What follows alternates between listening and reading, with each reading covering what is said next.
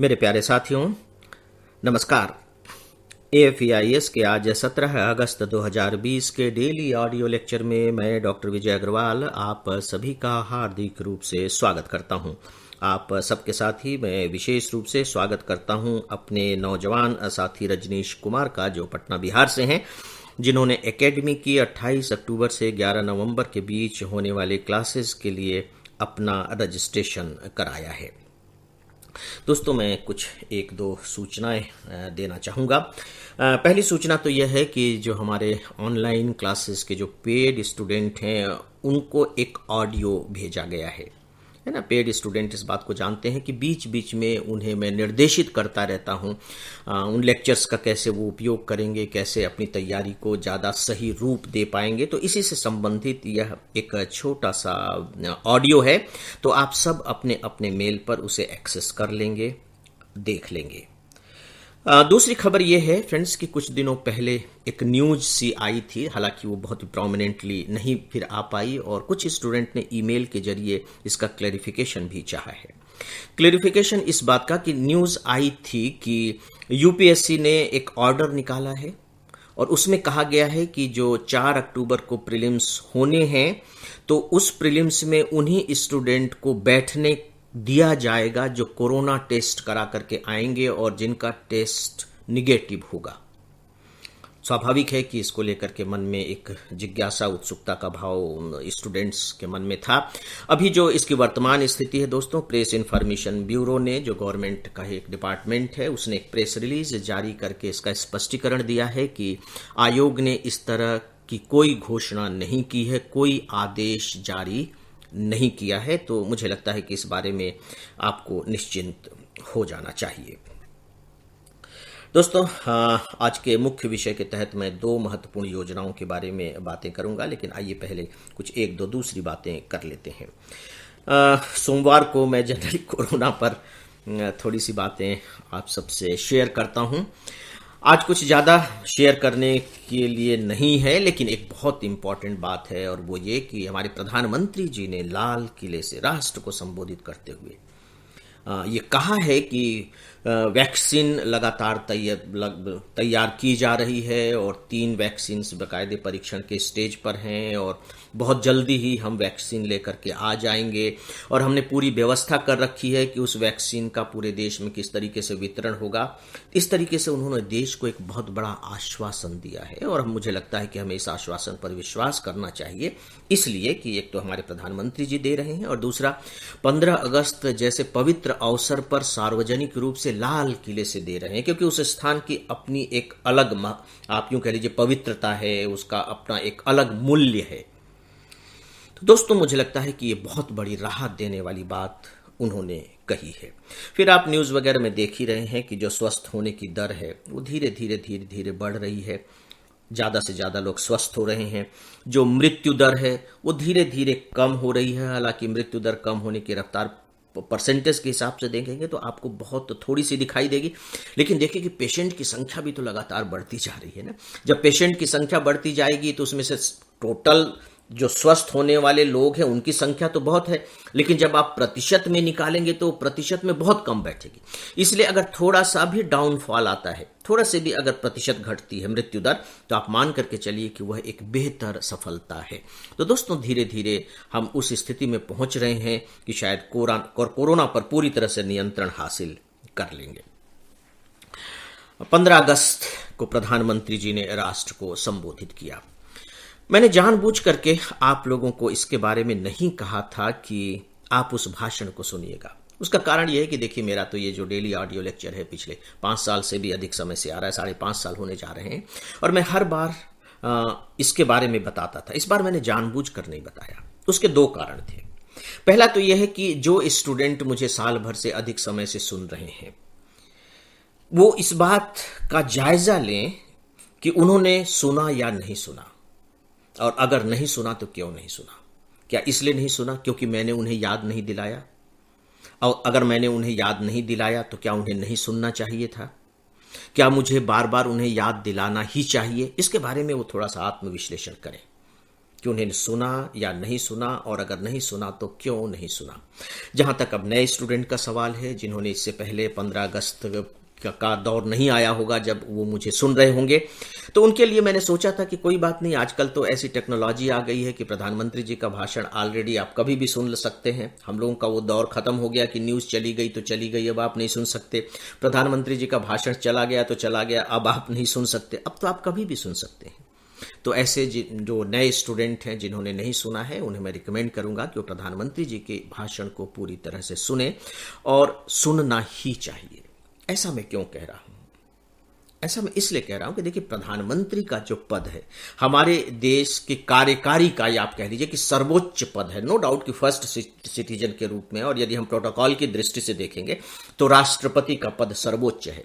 लेकिन जब हम कार्यकारी व्यक्ति के रूप में देखेंगे, अधिकारी के रूप में देखेंगे, शक्तियों के रूप में देखेंगे, तो प्रधानमंत्री के पास होता है। तो मैं ये नहीं कह रहा हूं कि आप राष्ट्रपति जी का जो राष्ट्र के नाम उद्बोधन था उसे भी अनिवार्य रूप से सुने ही, लेकिन अगर सुने तो बेहतर होगा, क्योंकि देखिए, जो सरकार होती है वो तो राष्ट्रपति की ही होती है। तो राष्ट्रपति का भी जो संबोधन होता है वो कहीं ना कहीं हमारे राष्ट्र की जो समस्याएं हैं, राष्ट्र की जो उपलब्धियां हैं, राष्ट्र के लिए जो कल्पनाएं हैं, उन पर ही केंद्रित होता है। प्रधानमंत्री जी का भी भाषण उन्हीं पर केंद्रित होता है। तो अगर आप चाहें तो राष्ट्रपति जी का भी सुन सकते हैं, जो खासकर पूर्व संध्या पर आता है, 14 अगस्त को आया है। फिर 15 अगस्त का भाषण तो आपको सुनना ही चाहिए। ये आप यूं कह लीजिए कि जब तक आप सिविल सर्विस की तैयारी कर रहे हैं तब तक आप ऐसा करते रहेंगे। दोस्तों, प्रधानमंत्री अपने भाषण में क्या कहते हैं? खासकर दो तथ्य होते हैं। एक तो हो सकता है कि वो अपने उपलब्धियों के बारे में बताएं कि पिछले कुछ सालों में हमने क्या क्या उपलब्धियां हासिल की हैं, लेकिन जो सबसे बड़ी बात होती है वो भविष्य की रूपरेखा वो प्रस्तुत करते हैं कि भविष्य में हम क्या करने जा रहे हैं, क्या सोच रहे हैं, क्या होना चाहिए। देखिए, मुझे नहीं मालूम, राजनीतिक दृष्टि से आप किसी भी पार्टी के समर्थक हो सकते हैं, किसी भी पार्टी के विरोधी हो सकते हैं, व्यक्ति के विरोधी हो सकते हैं, वो बिल्कुल अलग बात है। वो हम सबका अपना अपना निजी मामला होता है, और ठीक है, वो होना भी चाहिए क्योंकि हम लोकतंत्र में रह रहे हैं। लेकिन इसी के साथ ही साथ हमारा एक सामूहिक दायित्व भी है, एक नागरिक अधिकार भी है, नागरिक दायित्व भी है।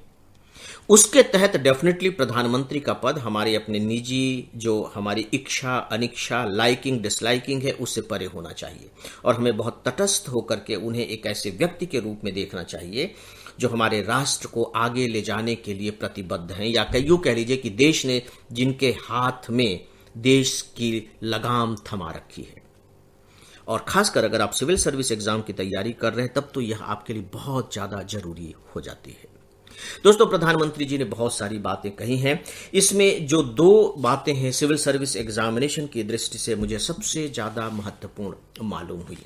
दो बातें।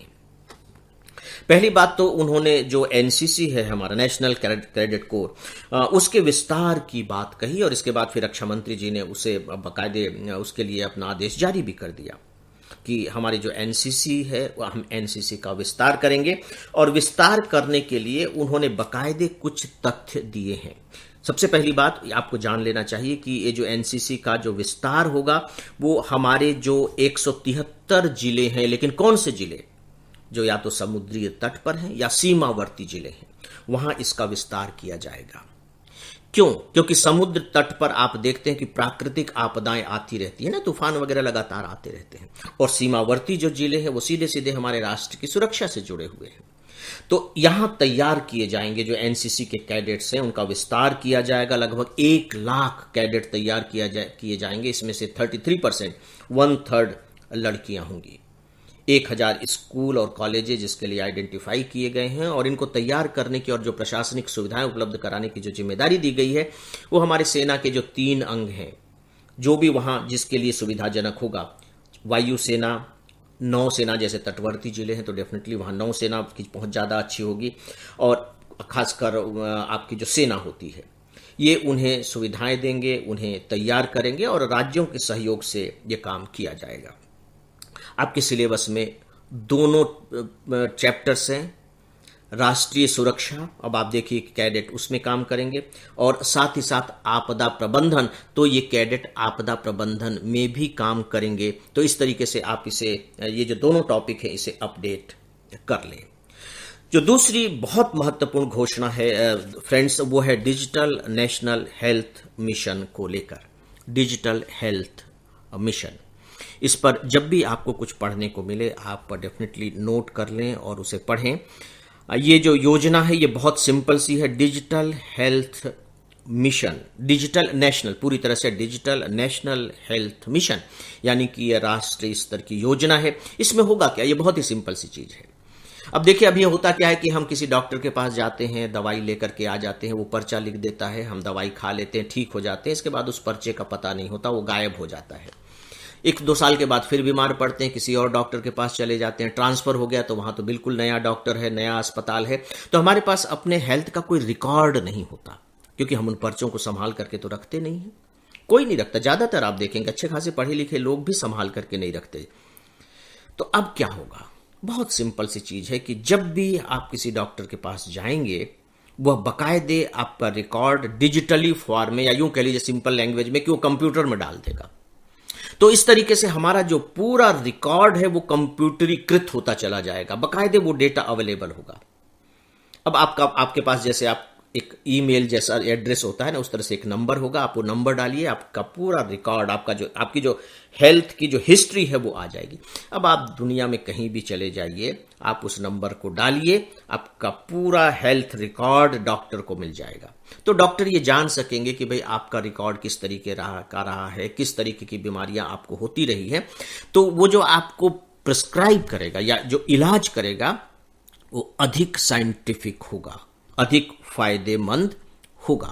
तो दोस्तों, इसी बात को ध्यान में रखते हुए डिजिटल नेशनल हेल्थ मिशन की शुरुआत की गई है। इसे आप सीधे सीधे कह दीजिए, स्वास्थ्य संबंधी डेटा डिजिटल फॉर्म में रखना, बस सिंपल सा इसका उद्देश्य है। लेकिन यह बहुत ही क्रांतिकारी कदम होगा। देखिए, सीधी सी बात है कि मान लीजिए कि मैं बीमार हूं और थोड़ा सा क्रिटिकली बीमार हूं, लेकिन उसका इलाज मेरे अपने शहर में नहीं हो पा रहा है। मान लीजिए वो दिल्ली में हो सकता है, तो दिल्ली में कोई डॉक्टर है, जानकारी है मेरे, तो आप उस डॉक्टर को अपना पूरा का पूरा रिकॉर्ड भेज दीजिए। तो हो सकता है कि उस रिकॉर्ड को देखने के बाद डॉक्टर सही प्रिस्क्रिप्शन बता सके कि आप ऐसा कर लीजिए। तो जितने भी हमारे इस तरह के प्रिस्क्रिप्शंस होंगे, जितने भी बीमारियों के बारे में जो हम टेस्ट रिपोर्ट वगैरह लेते हैं, एक्सरेज वगैरह, वो सारे के सारे वहां अवेलेबल होंगी। तो हम दुनिया में किसी भी डॉक्टर से एडवाइस ले सकते हैं। तो मुझे लगता है कि डिजिटल का एक बहुत बड़ा लाभ, या कंप्यूटर का एक बहुत बड़ा लाभ हेल्थ सेक्टर में अब भारत लेने की स्थिति में आ गया है। कुछ राज्यों, यूटी में इसकी शुरुआत भी कर दी गई है, खासकर यूनियन टेरिटरी में शुरुआत की गई है, पुडुचेरी में भी शुरुआत कर दी गई है, और धीरे धीरे दूसरे राज्यों में भी इसकी शुरुआत हो जाएगी। तो दोस्तों, चूंकि ये जो टॉपिक है ये हेल्थ से रिलेटेड है, तो मुझे लगता है कि इस पर भी आपको ध्यान देना चाहिए। तो फ्रेंड्स, मुख्य विषय के बारे में बस इतना ही। न्यूज़पेपर्स की क्लिपिंग्स मैं आप सबको प्रोवाइड कर रहा हूं, आप सब देख लेंगे। ईमेल लिखने वाले मित्रों को धन्यवाद देता हूं, और इन्हीं में से 3 दोस्तों के नाम हैं, अलका चंदर पंजाब से, आशु जायसवाल और प्रीति ठाकुर। आप सबका बहुत बहुत आभार। और मित्रों, इसी के साथ ही अब आज के इस डेली ऑडियो लेक्चर को यहीं समाप्त करता हूं। नमस्कार।